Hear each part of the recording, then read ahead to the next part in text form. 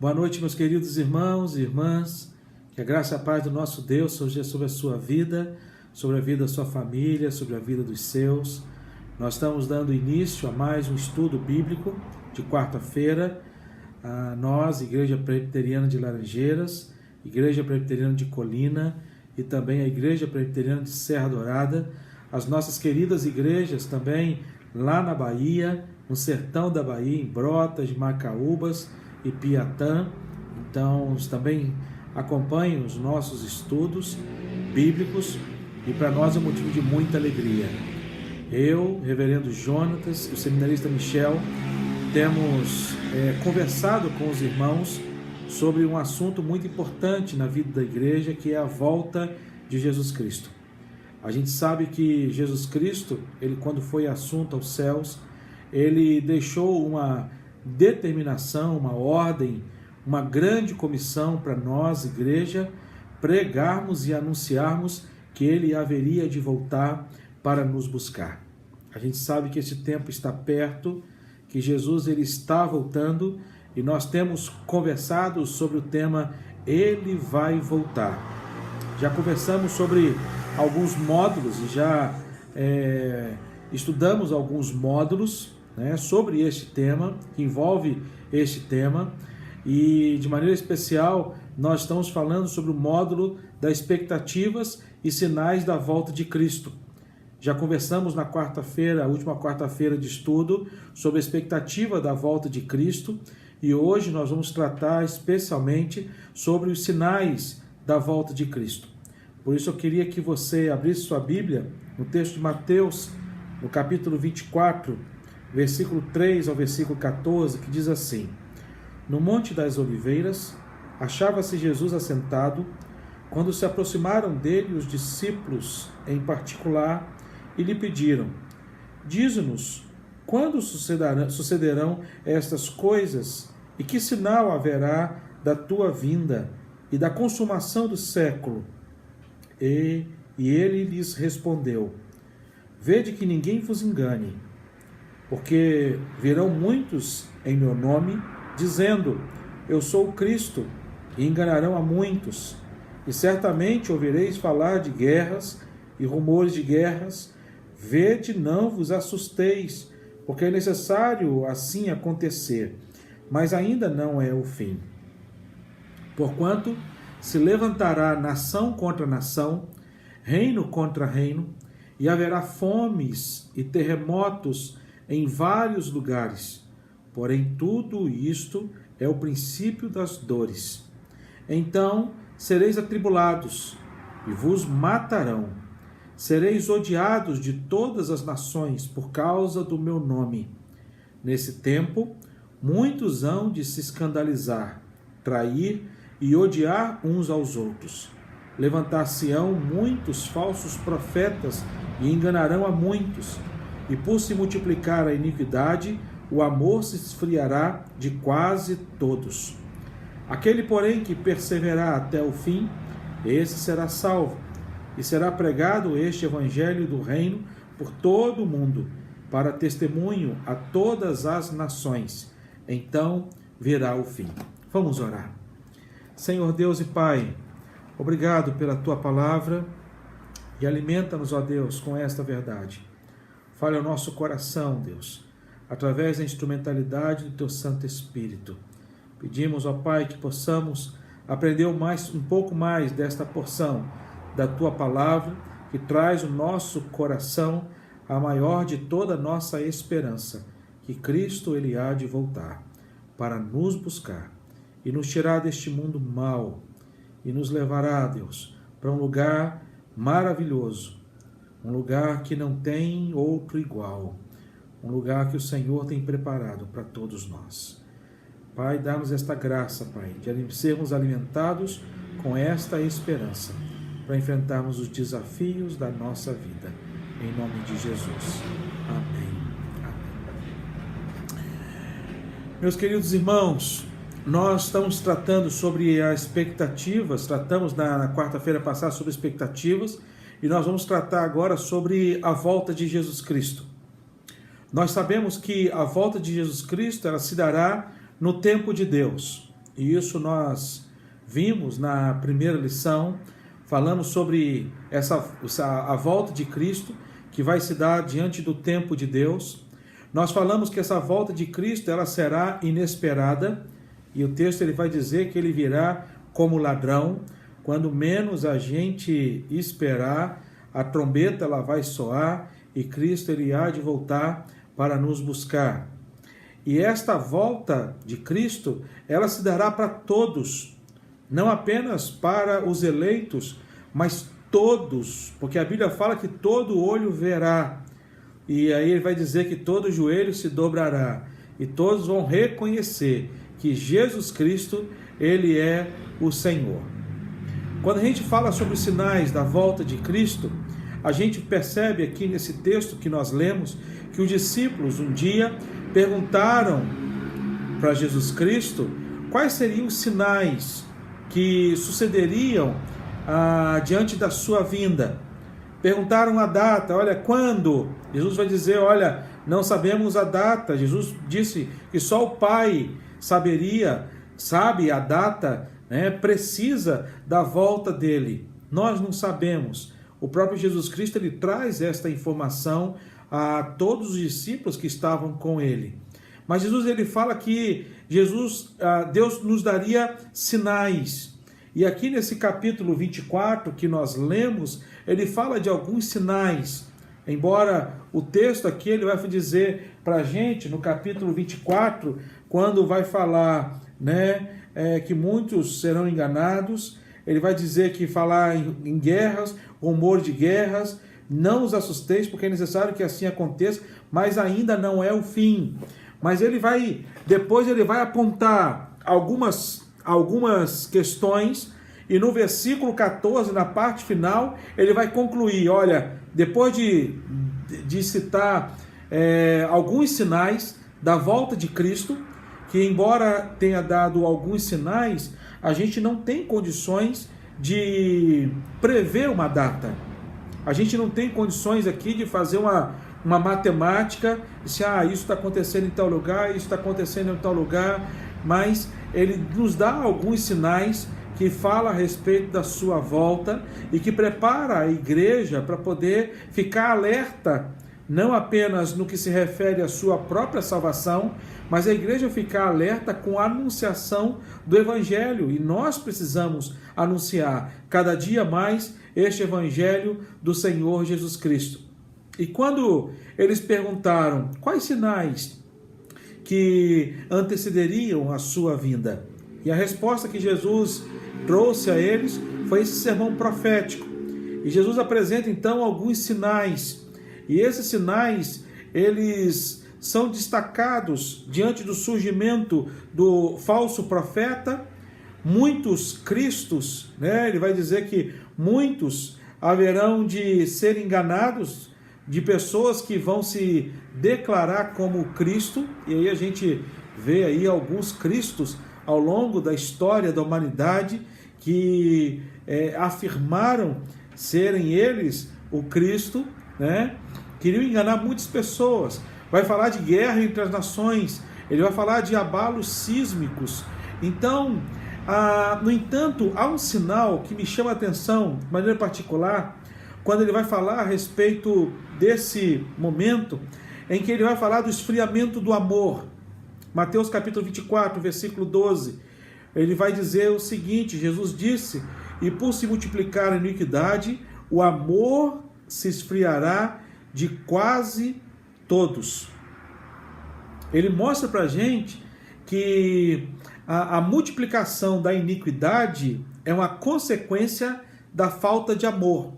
E é interessante a gente perceber isso na nossa sociedade. A sociedade que tem falado tanto em amor, a sociedade que tem falado tanto em inclusão, a sociedade que tem falado tanto em você admitir, você não excluir, você tratar as pessoas e o relacionamento das pessoas como algo normal. a gente, tratando isso como se fosse alguma coisa, uma ação amorosa, a gente sabe que para a palavra de Deus, nós que nos fundamentamos na palavra de Deus e temos a palavra de Deus como regra de fé e prática, nós sabemos que na palavra de Deus, algumas práticas humanas, elas são denominadas de pecado. Tudo aquilo que fere os princípios estabelecidos por Deus para a humanidade, né, são princípios estabelecidos para serem seguidos por aqueles que acreditam, sim, na palavra de Deus como palavra vinda de fato de Deus. E quando a sociedade, a gente percebe, de modo geral, que a sociedade em que nós vivemos, ela vive diante de uma luta desenfreada e uma luta até mesmo desigual, diante de um desejo intenso da sociedade de criar outras formas de família, outras formas de relacionamentos, e que vai contrário a tudo que a palavra de Deus assim nos ensina. E aí a gente percebe que nada mais, nada menos de que a iniquidade ela tem se multiplicado. E se a gente perceber para a história da humanidade, a gente vai ter esta conclusão, a gente vai ter essa percepção, que enquanto mais a iniquidade se multiplica, o amor ele vai se esfriando, porque o amor é a presença de Deus, Deus é amor, e essa essência da presença de Deus, ao longo dos dias, ao longo dos anos, ela vai então se esfriando no coração de muitas pessoas. A Escritura deixa claro que a vinda de Cristo é sempre acompanhada por sinais. A gente percebe isso com respeito ao nascimento de Jesus Cristo. Quando Jesus ele nasceu, né, houveram alguns sinais, e aí o profeta Isaías ele traz para a gente alguns sinais que são marcantes e que estão presentes na história dos evangelhos. Isaías vai dizer que haveria uma pessoa que haveria de preparar o caminho para Jesus Cristo, e foi João Batista. Zacarias, quando teve a presença do anjo, Zacarias perguntou ao anjo: como saberei isto? A pergunta que ele faz para o anjo. E o anjo não deixa Zacarias sem resposta. Ele vai dizer: respondeu-lhe o anjo: eu sou Gabriel, que assisto diante de Deus, e fui enviado para falar-te e trazer-te estas boas novas. Lucas capítulo 1, versículos 18 e 19. Aqui ele vai dizer: olha, eu fui enviado para trazer-te as boas novas. E a pessoa responsável para trazer as boas novas à igreja do Senhor Jesus Cristo, a este mundo em que nós vivemos, foi a própria igreja. Quando Deus ele traz essa incumbência a cada um de nós como igreja de anunciarmos que ele haveria de voltar. No versículo 3, que nós lemos do capítulo 24, ele vai dizer: no Monte das Oliveiras achava-se Jesus assentado, quando se aproximaram dele os discípulos, em particular, e lhe pediram: dize-nos quando sucederão estas coisas e que sinal haverá da tua vinda e da consumação dos séculos. Aí o texto vai dizer que: e ele lhes respondeu. Jesus ele traz a resposta, não apenas para os discípulos que lá estavam. Porque se fosse apenas uma resposta para os discípulos, Jesus ia dizer para os discípulos o seguinte: olha, não contem isso para ninguém. Isso é só para o conselho ficar sabendo disso. Não. Jesus ele traz esta informação para os discípulos, para que essas informações chegassem até nós, igreja do Senhor Jesus, para que nós pudéssemos disponibilizar essas informações a toda a terra. E aí cabe nós, como igreja, anunciarmos estes sinais. Como eu disse para vocês no início, embora sabermos que existem sinais claros, evidentes da volta de Cristo, e aí nós vamos pontuar esses sinais de várias formas. Nós sabemos que nós não conseguimos, mais uma vez eu reforço, mais uma vez eu trago esse reforço, nós não conseguimos trazer aqui uma data específica para a volta de Jesus Cristo. Nós não conseguimos trazer um ano para a volta de Jesus Cristo, mas nós podemos dizer para você, Jesus, ele está voltando. A volta de Jesus já foi preparada. A volta de Jesus já está acontecendo nos céus, diante de todos os preparativos de Deus, ao longo de toda a história da humanidade, e cada dia que se passa é Deus preparando a volta de Jesus Cristo para um dia glorioso, e vai ser o maior evento da humanidade. Não tem... vai ser maior do que a abertura das Olimpíadas, sabe? Que tem uma cobertura mundial. Vai ser maior do que a cobertura de uma Copa do Mundo, muito maior.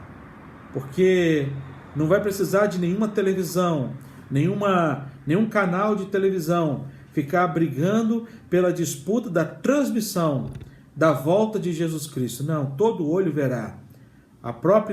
O próprio Deus vai ser o canal emissor deste grande dia em que toda a humanidade ela vai ser impactada com a volta do Senhor Jesus, e aí então vai chegar o dia em que tudo isso, todo o nosso sofrimento, toda a nossa tristeza, toda a nossa angústia, todas as nossas enfermidades, todas as nossas dores, todos os nossos traumas, todas as nossas lágrimas, tudo vai cessar.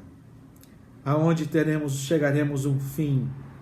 E é um fim, não um fim de que acabou, mas é um fim para um novo começo, na presença do Pai, num lugar indizível, com pessoas maravilhosas, em que viveremos a eternidade. Mas voltando a falar sobre os sinais, meu coração enche de alegria quando eu começo a falar a respeito da volta de Jesus. Quando eu vou falando assim, irmãos, vai nascer no coração um desejo, sabe? Eu não sei quanto a vocês, mas eu tenho refletido muito acerca de que tudo que Deus tem reservado para a gente, e nasce no nosso coração uma emoção de alegria.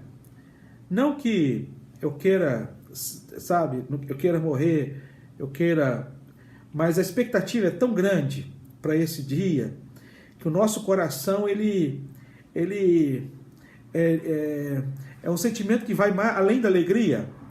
A Bíblia fala de júbilo, a Bíblia fala de exultação, sabe? Quando a pessoa se enche de alegria, mas é uma alegria que você não consegue controlar, é uma alegria que te move a olhar para o futuro e você acreditar no futuro e saber que há esperança no futuro, sabe? Que esse futuro não é um futuro tão distante, mas é um futuro perto, que Deus tem preparado para cada um de nós.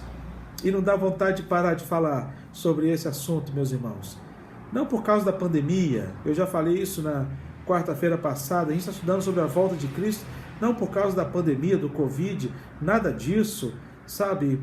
Mas porque é algo que a gente almeja, é uma verdade do nosso coração, embora nós não podemos falar o dia, a hora, não podemos falar o ano, mas é uma verdade, tão verdade no nosso coração, que isso nos anima a viver e nos anima a aguardar esta volta de Jesus Cristo, sabe? Agora voltando, algumas formas e sinais que o texto ele vai apontar, no capítulo 6 e 7, no próprio capítulo de Mateus 24, ele vai dizer para a gente que uma das formas de sinais é através da história, quando ele vai dizer para a gente, certamente ouvireis falar de guerras, rumores de guerras, vedes e não assusteis, porque é necessário assim acontecer.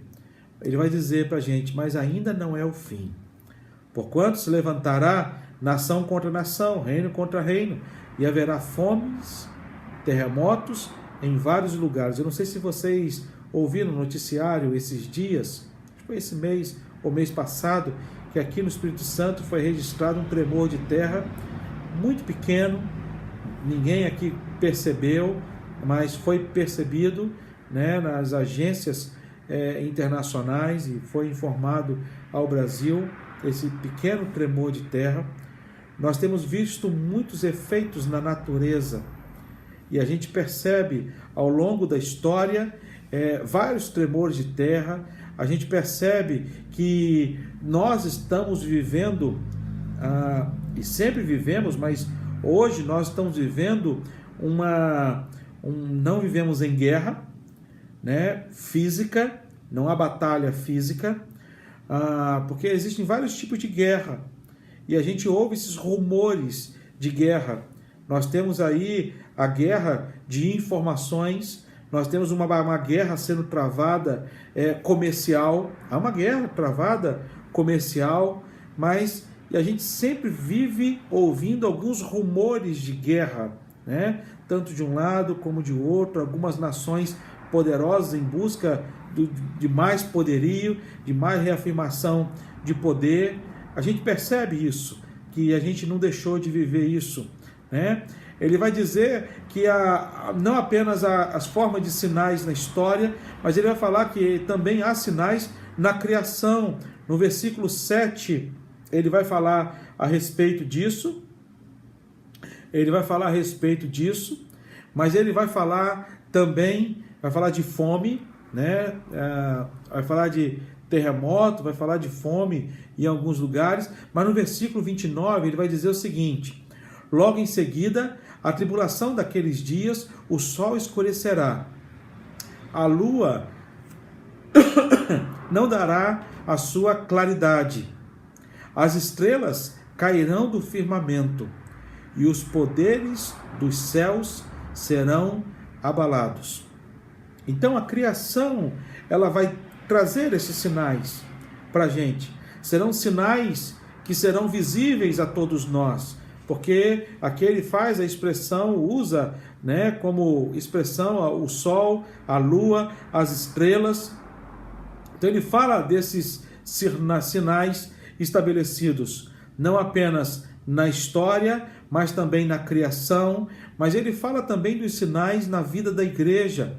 Mateus capítulo 24, o versículo 10 até o versículo 14 diz assim: neste tempo, muitos hão de se escandalizar, trair, odiar uns aos outros. Percebam bem, que nesses tempos, que tempos são esses? Nos finais dos tempos. Nos finais do tempo, muitos hão de se escandalizar. E aí, nós podemos dizer que estamos vivendo esses dias. Muitos irão trair e odiar uns aos outros.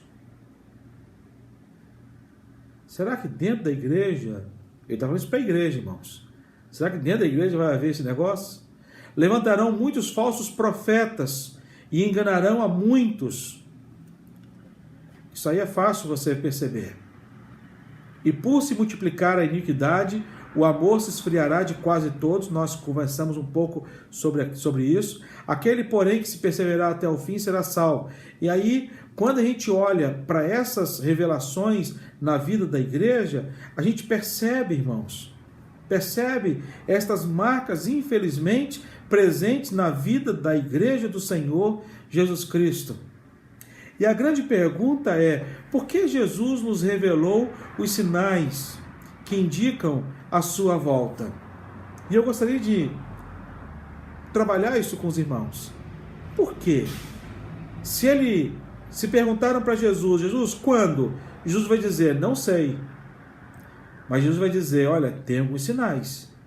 E por que Jesus, uma vez que não sabia o dia nem a hora, por que então ele forneceu evidências da sua volta diante de sinais para os seus discípulos? E a primeira coisa que eu aprendo diante desta pergunta e como resposta, porque Jesus nos revelou sinais que indicam a sua volta, a primeira resposta é para alimentar a esperança da sua igreja, para nos alimentar. É por isso que Pedro, ele começa a sua epístola falando sobre a volta de Jesus Cristo. Por isso que Pedro, ele vai trazer essa mensagem à igreja do Senhor Jesus Cristo, que estava vivendo uma grande perseguição, quando ele vai dizer para a gente, né? Bendito Deus e Pai de nosso Senhor Jesus Cristo, que segundo a sua muita misericórdia nos regenerou para uma viva esperança, mediante a ressurreição de Jesus Cristo dentre os mortos, para uma herança incorruptível, sem mácula, imarcessível, reservada nos céus para vós outros. Para alimentar a nossa esperança. E por que a nossa esperança ela tem que ser alimentada? Porque este mundo que a gente está vivendo, irmãos, é um mundo que jaz do maligno. É um mundo mau.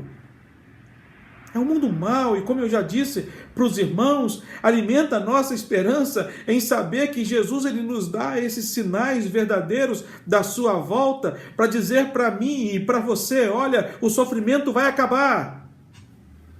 O sofrimento vai acabar. Alimentar a nossa esperança de que o sofrimento vai ter fim. E mais do que isso, meus irmãos, mais do que pôr fim a esse sentimento de tristeza e muitas outras coisas que eu já falei aqui para os irmãos, mas para alimentar a nossa esperança, sabe qual é? De voltarmos para casa. Eu tive em Brotas agora, recentemente. Passei apenas 4 dias. 4 dias fora de casa. Não, 4 nada. Viajei na segunda-feira, se eu não me engano. Voltei na quarta. Foi um negócio assim. Segunda, terça, 3 dias. Aqueles que viajam mais tempo, sabe, ficam uma semana fora de casa. Aqueles que embarcam, ficam 15 dias fora de casa, 20 dias fora de casa. Nós temos alguns irmãos aqui que trabalham em embarcações. E eu sei o quanto deve ser difícil você ficar embarcado numa plataforma, embora na companhia de muitos amigos, mas você não está na companhia da sua família. Ninguém pode suprir a ausência das pessoas amadas. Ninguém. Pode ser o melhor amigo, mas se não for a pessoa amada, não tem como, não supre, sabe? Não supre a saudade no coração. Fiquei 3 dias fora de casa. E a vontade do segundo dia já era de voltar para casa. Nós estamos fora de casa. A nossa casa não é neste mundo aqui. Apóstolo Paulo vai dizer para a gente que nós somos como peregrinos neste mundo que a gente vive. A nossa terra não é aqui. Nós estamos aqui de passagem e o nosso espírito, ele anseia pela presença do Pai e desfrutar da presença do Pai. Sabe, os sinais da volta de Cristo é para poder dizer para a gente, olha, alimente-se da esperança. O tempo está acabando, está chegando, falta pouquinho para Jesus voltar, para nos buscar, para nunca mais termos que nos separar dele. Você acredita nisso, meu irmão? Sabe, se a gente estivesse na igreja, eu ia dizer, diga um amém, sabe? A segunda coisa, porque Jesus nos revelou sinais que indicam a sua volta, não apenas para nos alimentar a esperança, mas para mostrar a precisão da sua volta. A precisão.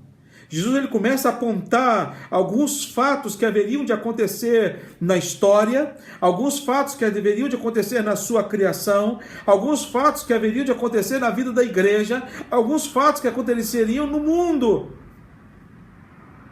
Sabe para quê?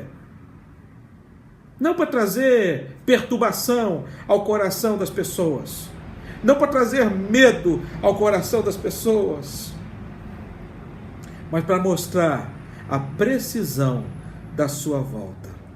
Eu gosto muito de um texto, todos os textos eu gosto, mas Jó ele vai dizer para a gente, aí o missionário Jefferson fez uma pregação lindíssima nesse domingo sobre a vida de Jó. Jó, quando ele vai falar lá no capítulo 42, que os planos de Deus não podem ser frustrados, né? E aí o livro de Mateus, capítulo 1, livro da genealogia de Jesus Cristo, eu gosto do versículo 17, meus irmãos, quando no versículo 17 diz assim, de sorte que de todas as gerações Desde Abraão até Davi são 14. De Davi até o exílio na Babilônia, 14.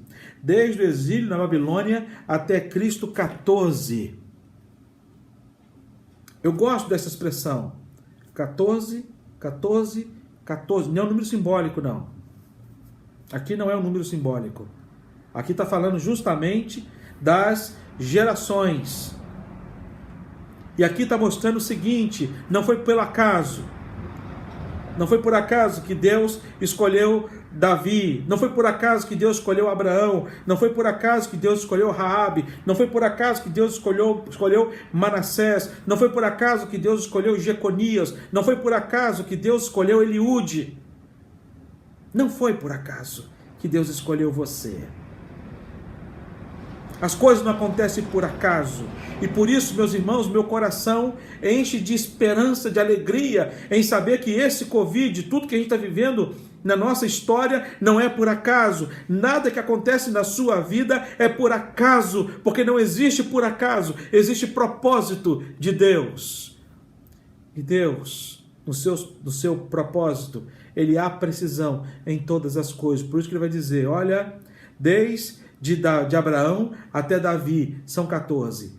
De Davi até o exílio na Babilônia são 14. E do exílio na Babilônia até Jesus Cristo são 14 gerações. Ele vai dizer, Deus tem ordem para todas as coisas. E Deus faz tudo segundo a sua precisão exata, segundo a sua própria vontade, segundo o seu próprio querer. Não existe nada por acaso. A volta de Jesus não vai ser algo assim, vamos voltar agora. Não. A volta de Jesus não vai se dar para assim, olha, Deus está perdido, o mundo está descontrolado, Deus perdeu o controle do mundo, como muitas pessoas pensam. Só que não. Só que não. Deus não perdeu o controle de nada. Tudo está de maneira muito precisa diante da ação do querer de Deus. E aí é o terceiro ponto. Por que Jesus apresentou os sinais? Não apenas para alimentar a sua igreja de esperança, não apenas para mostrar a precisão da sua volta, mas em terceiro e último lugar, para mostrar a sua soberania e o seu poder. O que Eclesiastes, capítulo 3, versículo 1 vai dizer? Tudo tem o seu tempo determinado. Há tempo para todo propósito debaixo do céu. Tudo tem seu tempo determinado. Determinado por quem? Por Deus. Para sua volta, há o tempo determinado. Por isso que quando perguntaram para Jesus Cristo, quando? Jesus vai dizer, não vos compete saber nem dia nem a hora, porque só o Pai sabe. Quando? E como que nós, seres humanos, sofremos com quando, meus irmãos? Quantas vezes nós sofremos com quando? Achando que Deus está demorando, achando que Deus, esqueceu. Mas tudo tem seu tempo determinado.